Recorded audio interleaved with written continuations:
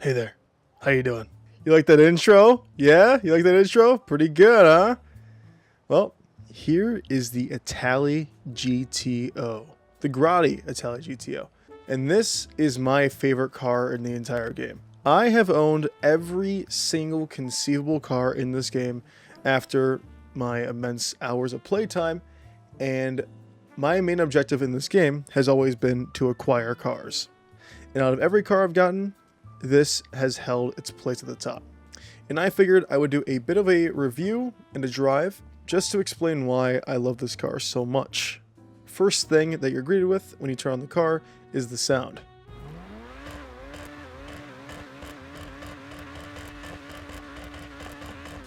Very, very good sound in this car. But how does it drive? And that is the main thing that I love about this car, is how it drives.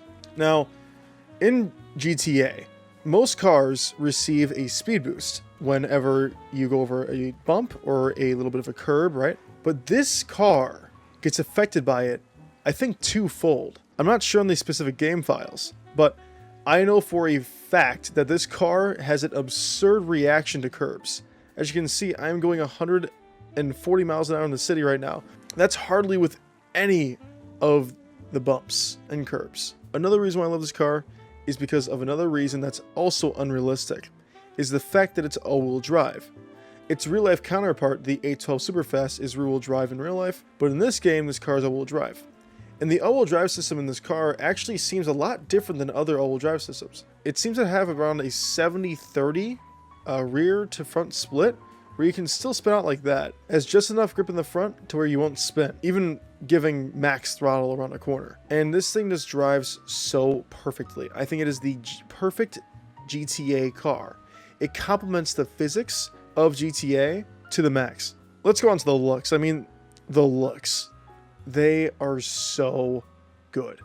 They did such a great job in this car. I honestly like some aspects of it better than the 812 Superfast in real life. Sometimes Rockstar will knock it out of the park with car designs, and this is one of them, hands down. Now, something that I like to do with this car is a fitment check, which means the tire and rim to the fender.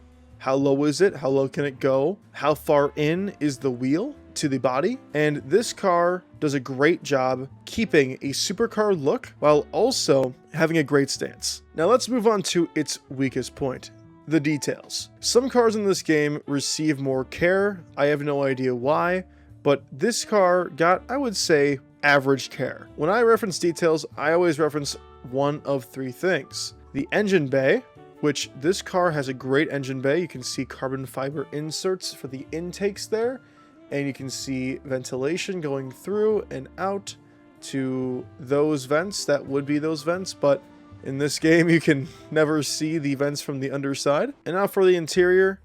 The interior is the only gripe I have with this car, because it's reused, just like every other car in the game, except for some.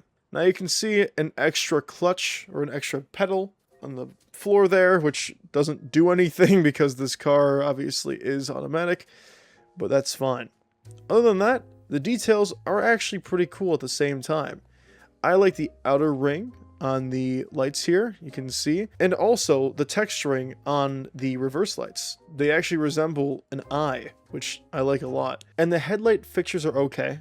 I always thought that the headlight was kind of cut off by the LED there into the turn signal, but that's okay.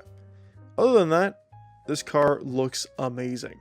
I absolutely love this fin here on the fender. It makes it look so much better. I think that adds so much. It doesn't poke out too much, but it pokes out just enough to follow the body lines of the car. I think that's a huge plus. Every single time you hit any little imperfection in the road, there is so much this car has to offer. 150 almost right there from one little bump. This car feels great, handles amazing. Like I said, I think it's the GOAT of GTA Online. I want to talk about something very important with this game, and that's the HSW cars.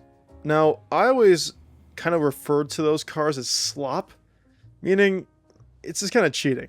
I mean, come on. Like, an F40 going faster than this thing would be an insane feat in real life. And yes, I understand that it's GTA and nothing's realistic, but it is kind of cheap that they added HSW and made cars like this somewhat irrelevant in the game's climate of racing and just getting around the map.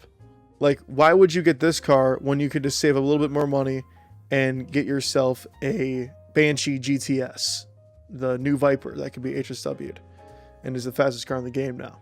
But the Viper just doesn't have the characteristics that this car has. I mean, like I've said so many times in this video, every single little imperfection in the road gets this unreal effect on the car. And the all-wheel drive system is just such a huge selling point. This is my go-to car if I'm driving around GTA 5. And it's my go-to car if I'm looking at a car in GTA 5 as well. It's the GOAT. Easily. The GOAT. Now, back in the day before HSW, back in my day, it was Pariah versus Itali GTO. That was the rivalry, right? And, oh, that guy just turned into me. This car I always chose over it. Yes, the Pariah had a better top speed when you're on a flat road, but, I mean, when you're in the city, this thing's unbeatable. Seriously, and I still think that against HSW cars, this thing can stand a big chance in the city. When you're up in Sandy Shores, this car doesn't really shine that much.